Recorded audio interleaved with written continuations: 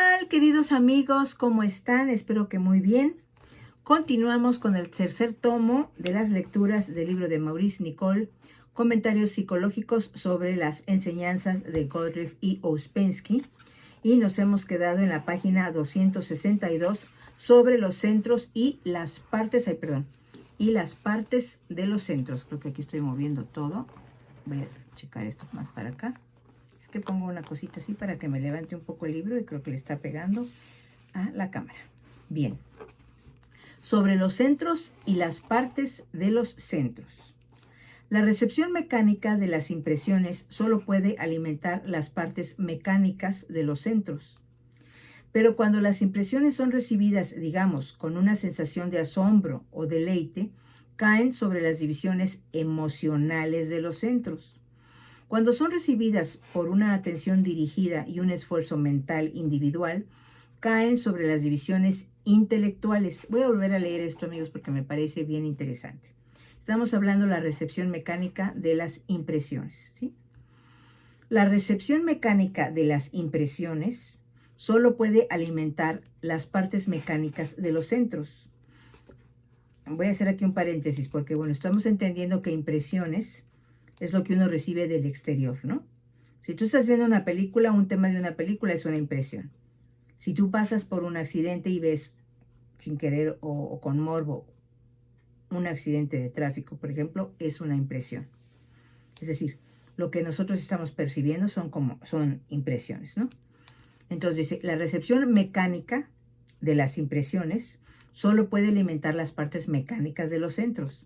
Pero cuando las impresiones son recibidas, digamos, con una sensación de asombro o deleite, caen sobre las divisiones emocionales de los centros. Cuando estamos viendo una película que nos emociona mucho, están cayendo nuestras impresiones sobre las divisiones emocionales de los centros.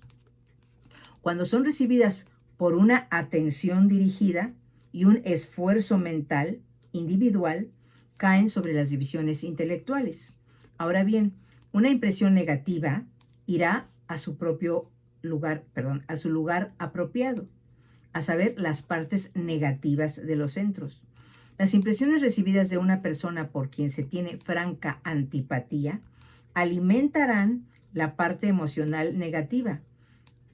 Esta entonces almacena energía y se descarga sobre cualquier persona por una causa nimia.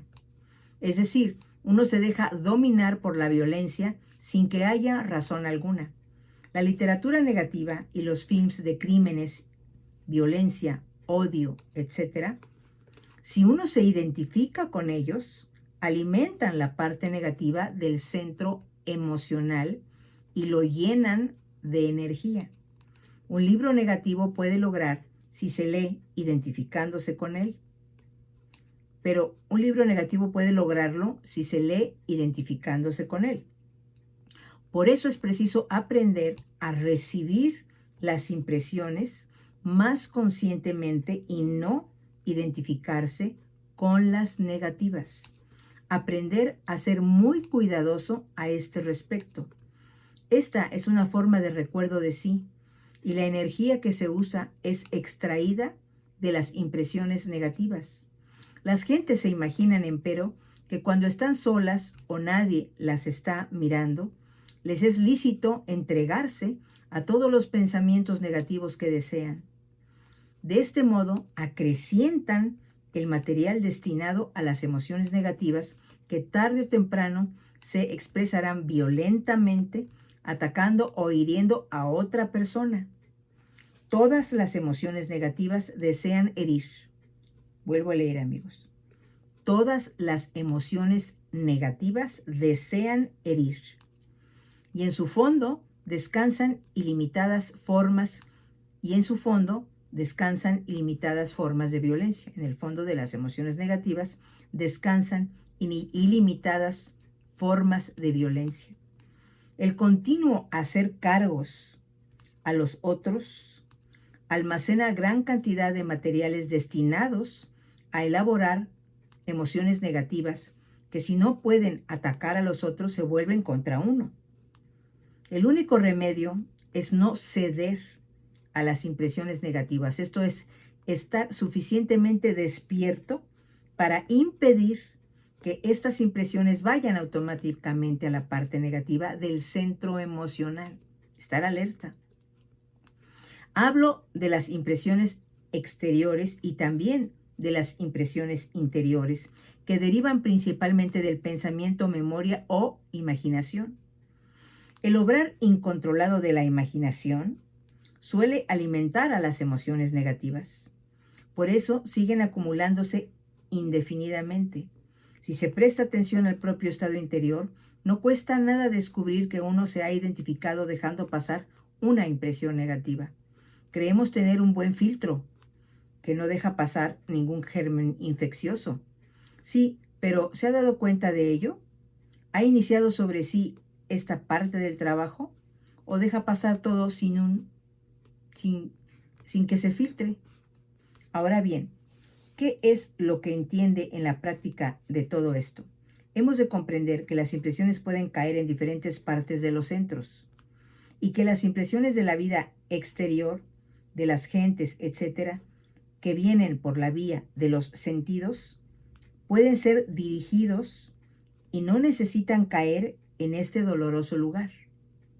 En realidad tenemos el poder, si lo desarrollamos, de realizar un esfuerzo consciente para que las impresiones caigan en nuevos lugares de nosotros. Ahora bien, tenemos en nosotros muchos lugares nuevos escasamente usados. Por dicha razón, estudiaremos otra vez nuestro ser desde el ángulo de los centros y de las partes de los centros. Será pues posible aprender mejor de qué modo nuestro ser, tal como es, se sitúa en los diferentes niveles, ya que algunas partes son más mecánicas y de este modo inferiores, y algunas menos mecánicas y de este modo en un nivel más elevado. Un hombre que vive completamente en las divisiones mecánicas de los centros no puede mudar su ser. El primer paso estriba en observación de sí. Esta nunca es mecánica. Es decir, un hombre o una mujer no puede observarse a sí mismo mecánicamente.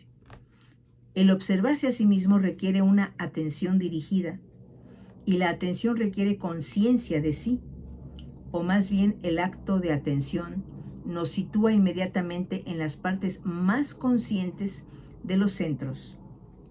Ocurre lo mismo con el recuerdo de sí. Nadie puede recordarse a sí mismo mecánicamente.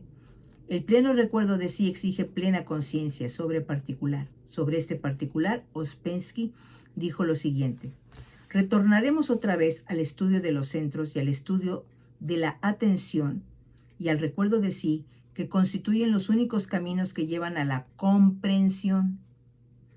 Además de la división en dos partes, positiva y negativa, que como hemos visto no es la misma en los diferentes centros.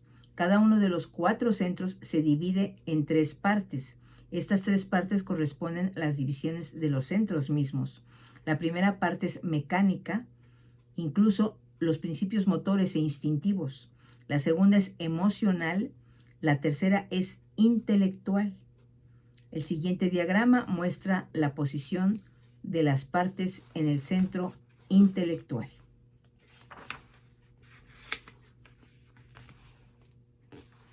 Vamos a mostrárselos aquí, que es este. A ver si lo alcanzan a ver. Voy a mostrar primero esta parte. Ay, perdón. ¿Sí? ¿Sí se ve? Déjenme agarrarla bien acá.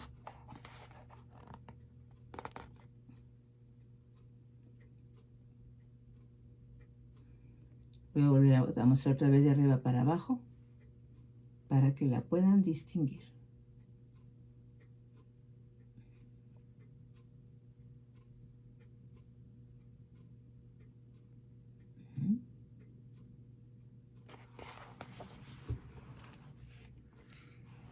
Entonces dice aquí: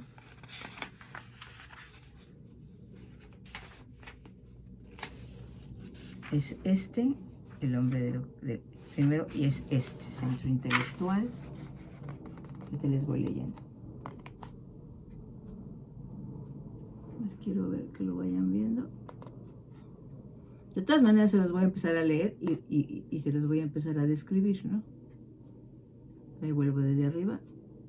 Este es el diagrama del intelectual. El diagrama del emocional ya se los mostré. Y, ok, son esos dos los únicos que vienen aquí. Entonces dice, vamos a empezar por el segundo que dice en el centro intelectual. El hombre como casa de 3 pisos, les estoy describiendo el diagrama. Entonces empieza con centro intelectual, parte intelectual. El primer cuadrito dice capacidad para la creación, construcción, invención y descubrimiento. Entre paréntesis, obra por medio de una atención controlada, mantenida allí por el esfuerzo. Ese es el centro intelectual. Parte negativa de la parte intelectual, otro de los tramos. Luego sigue parte emocional, el deseo de conocer y aprender, el placer de descubrir. Estamos hablando de la casa de 3 pisos del centro intelectual, ¿no? Luego sigue parte negativa de la parte emocional. Luego sigue parte motora, el aparato que contesta a las preguntas. Parte astucia, maña, cautela, intelectual, parte negativa, rayitas, rayitas. Parte curiosidad, indiscreción, imaginación desenfrenada. Estamos hablando del centro intelectual. Emocional, parte negativa. Y parte repetición mecánica de palabras y frases, motora, parte negativa. Dice, el centro está dividido en una parte negativa y una parte positiva, y cada una de estas dos se divide en 3 partes, de modo que el centro intelectual consta en realidad de 6 partes. Cada una de esas 6 partes se divide a su vez en 3 partes, mecánica, emocional e intelectual. Me referiré luego a dichas partes con la excepción de una sola parte, la parte mecánica del centro intelectual, sobre la cual hablaré ahora. Vamos a hablar de la parte mecánica del centro intelectual. El significado de la división de un centro en 3 partes es muy sencillo. Una parte mecánica trabaja casi automáticamente, no requiere atención alguna, pero debido a esto no puede adaptarse a los cambios de eventos y prosigue trabajando en la misma forma en que comenzó cuando las circunstancias han cambiado completamente. En el centro intelectual, la parte mecánica incluye en sí misma todo el trabajo de registrar las memorias, las asociaciones y las impresiones. Esto es todo lo que debería hacer normalmente. Es decir, cuando las otras partes realizan su trabajo, nunca debería replicar a las preguntas dirigidas a la totalidad del centro, ni tampoco decidir cosa alguna, pero desdichadamente está siempre pronta para la decisión y siempre contesta a toda suerte de preguntas de una manera estrecha y muy limitada. Estamos hablando nuevamente de la parte mecánica del centro intelectual. ¿Sí? Contesta entonces de una forma estrecha y muy limitada en frases hechas, en expresiones populacheras, en máximas de partido, etc. Esta parte posee un nombre propio. Es llamada aparato formatorio, a veces centro formatorio. Cabe la posibilidad de distinguir 3 partes en el aparato formatorio: la mecánica, puramente automática, como la repetición mecánica de algunas palabras oídas o leídas, curiosidad, indiscreción, imaginación no dirigida, y la intelectual, astucia, maña, cautela. Muchas personas, en particular las número 1, viven toda su vida únicamente en el aparato formatorio sin tocar nunca las otras partes de su centro intelectual. Para todas las necesidades inmediatas de la vida, para recibir las influencias A, responder a ellas, el aparato formatorio es suficiente. Son personas estereotipadas, poco menos que máquinas. La parte emocional del centro intelectual consiste sobre todo en lo que es llamado la emoción intelectual, es decir, el deseo de conocer, el deseo de comprender, la satisfacción de conocer, la insatisfacción de no conocer, el placer de descubrir. El trabajo de la parte emocional exige una plena atención, pero en esta parte del centro la atención no requiere esfuerzo alguno, es atraída y mantenida por el tema mismo. La parte intelectual del centro intelectual incluye en sí la capacidad de creación. Ahora ya pasamos de la parte emocional del centro intelectual, que no necesitas ningún esfuerzo. Si te llama la atención un tema de un maestro que esté dando, por ejemplo, en mi caso, ¿no? Que esté hablando no sé, de la historia del teatro, pues no requiere esfuerzo porque te llama la atención, porque te gusta, ¿no? Y ahora vamos a la parte intelectual del centro intelectual. Incluye en sí la capacidad de creación, la construcción, la invención y el descubrimiento. No puede trabajar sin atención, pero la atención en esta parte del centro debe ser controlada y mantenida allí por la voluntad y el esfuerzo. Ese es el punto principal en el estudio de las partes de los centros. Si los contemplamos desde el punto de vista de la atención, nos daremos cuenta enseguida en qué partes de los centros estamos. Sin atención o con atención vaga. Estamos en las partes mecánicas. Con la atención atraída por un tópico de pensamiento o de consideración, estamos en la parte emocional, porque nos gusta, ¿no? Prestar atención. Y con la atención controlada y mantenida por la voluntad sobre dicho tópico, conduce a las partes superiores de los centros. Por el estudio de la atención y el intento de controlarla, nos obligamos a trabajar sobre las partes superiores de todos de los centros, porque el mismo principio se refiere igualmente a todos los centros, aunque no sea tan fácil distinguir las diferentes partes de los centros. Ocupémonos del centro ahora emocional. No hablaré al presente sobre las emociones negativas. Solo nos ocuparemos de la división del centro en tres partes: mecánica, emocional e intelectual. La parte mecánica consta de la clase más barata del humorismo ordinario y un sentido tosco de la comicidad, del amor a las excitaciones, de las exhibiciones especuladas, de la pompa vana, del sentimentalismo, del amor a estar en una multitud, de todas las clases de emociones de masas, de todas las clases de emociones inferiores, semianimales, de la crueldad inconsciente, del egoísmo, la cobardía, las envidias, los celos y todo el resto. Esta parte emocional suele ser muy diferente en distintas personas. A veces incluye la emoción religiosa, la emoción estética, la emoción moral y puede llevar a la conciencia, pero si el identificarse está en el lado negativo, puede ser algo muy diferente. Suele ser cruel, obstinada, fría y celosa, pero de un modo menos primitivo que la parte mecánica. ¿Okay? Entonces dice aquí, veremos. Ocupamos el centro de no hablaré del la parte mecánica. Esta es la parte mecánica del centro emocional. Entonces dice, la parte intelectual del centro emocional, con la ayuda de las partes intelectuales, motor y instintivo, incluye en sí el poder de la creación artística, en los casos en que las partes intelectuales del centro motor y el centro instintivo, que son necesarias para la manifestación natural de las facultades creadoras, no fueron suficientemente educadas o no corresponden al centro de su desarrollo, se manifiestan en sueños. Esto explica los hermosos y artísticos sueños de personas que de otro modo no son nada artísticos. Asimismo, la parte intelectual del centro emocional es la principal sede del centro magnético. La parte intelectual del centro emocional es la principal sede del centro magnético. Y aquí se termina el comentario, amigos. Nos vamos a quedar para la próxima en la página 268, nueva nota sobre la violencia y la comprensión. ¿Sí? Y acabamos de leer sobre los centros y las partes de los centros. ¡Wow! Esto está muy interesante porque si nosotros prestamos atención, está muy bonito esto que nos están diciendo de que si tú te observas, ya no estás en el lado mecánico de los centros, ¿no? Ese es un avance, ¿no? Por poquito que te observes, por poquito que trates de decir por qué estoy pensando esto, o por qué me siento así en este momento, voy a observar mis pensamientos, qué me estoy diciendo.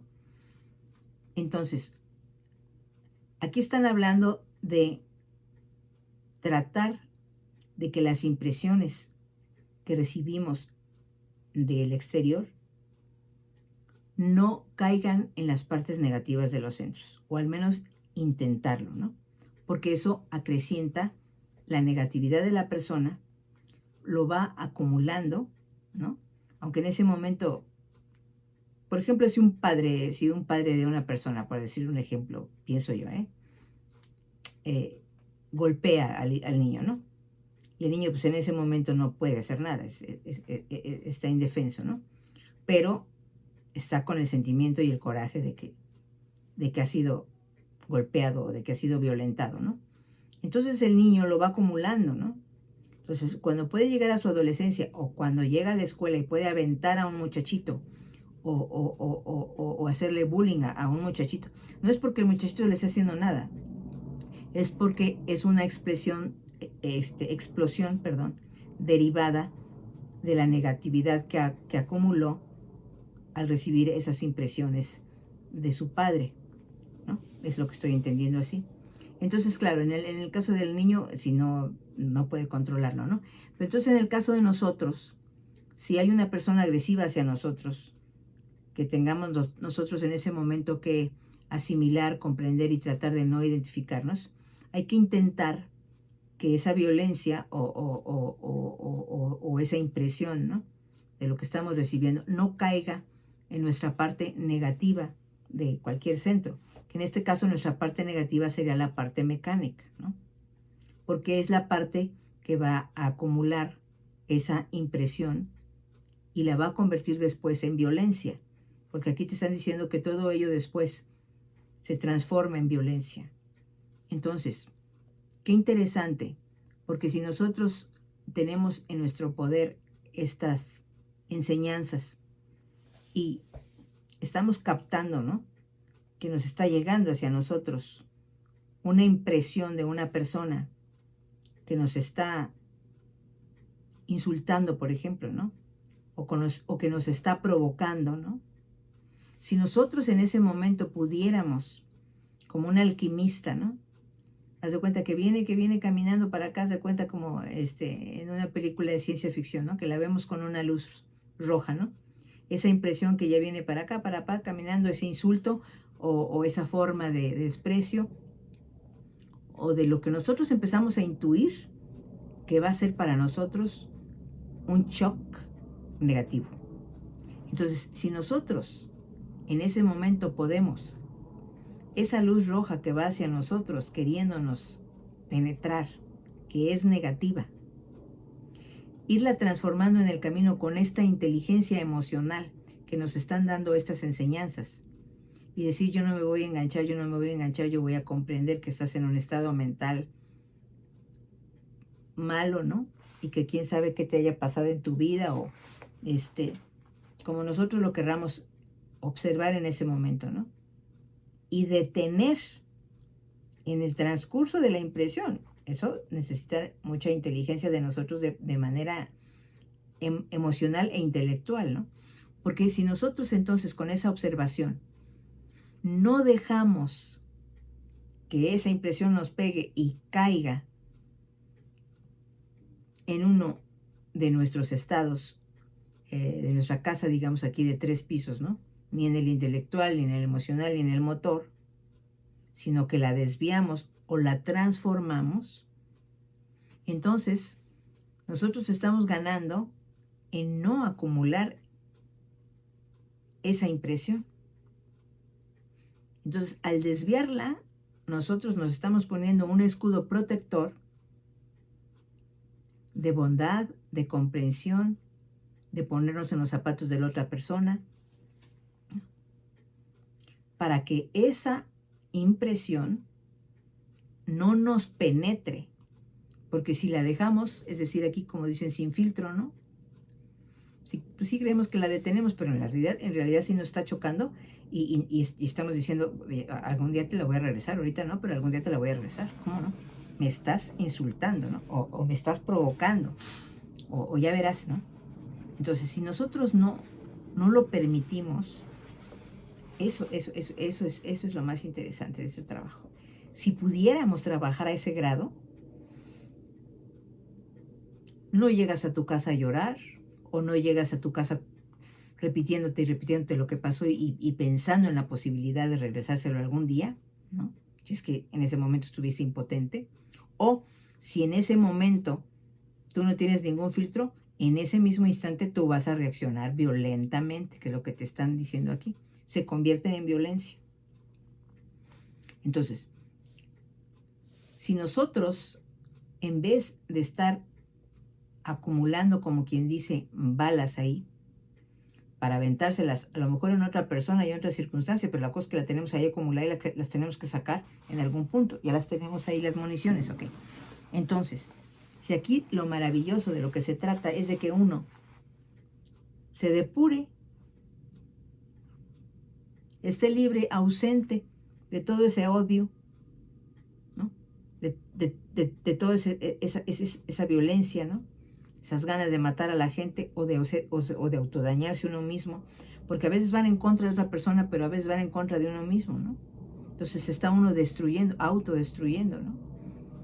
Porque lo tiene uno que sacar, dicen aquí lo estamos estudiando así, ¿no? Entonces es bien interesante que si nosotros escogemos una película, porque bueno, o sea, ya no hay opciones, ¿no? Todas son de secuestros, todas son de robos, todos son de hurtos, todos son de matanzas, de guerras, ¿no? Una que otra película romántica, bonita que se encuentra. No es que uno se quiera llenar de falacias y de ilusiones, ¿no? Pero es difícil porque, bueno, pues está uno viendo diferentes temas y los temas tienen que ser variados, ¿no? Entonces, si podemos ver ese tipo de películas con la psicología de que es simplemente una película, o si es histórica, decir, no, pues qué interesante esto que pasó, pero no identificarse a tal punto que salgamos llorando porque la reina le cortaron la cabeza, ¿no?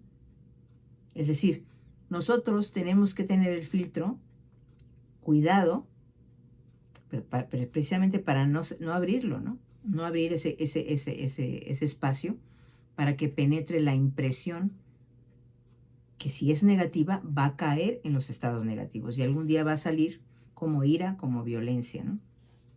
Entonces está bien interesante esto porque quiere decir que cuando nosotros veamos que estamos prestando atención, entonces estamos en la parte intelectual de cualquiera de los tres centros, ¿no?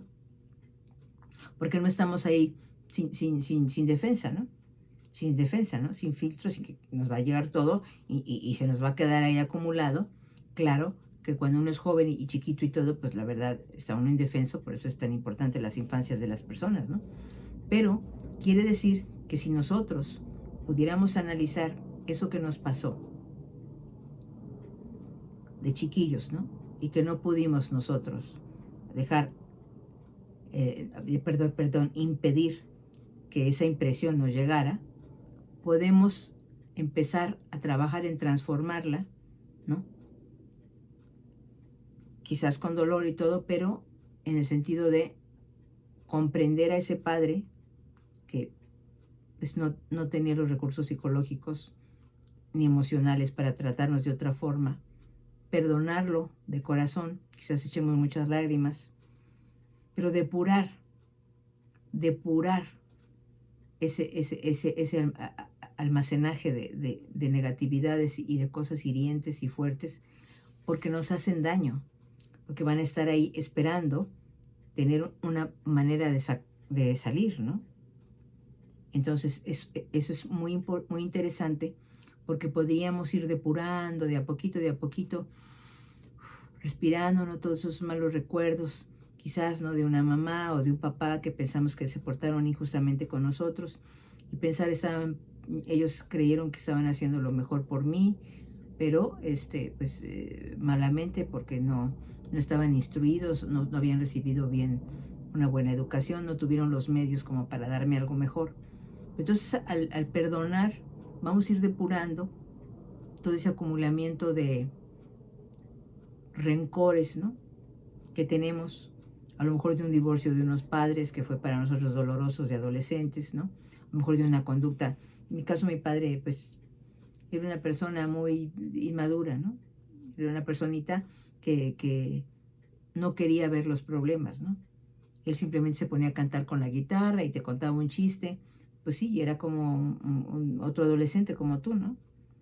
Entonces yo, muchos años atrás, decía yo, ¿cómo me hizo daño? Porque no pues no era maduro para encarar conmigo un problema que yo tenía, un tema importante, ¿no?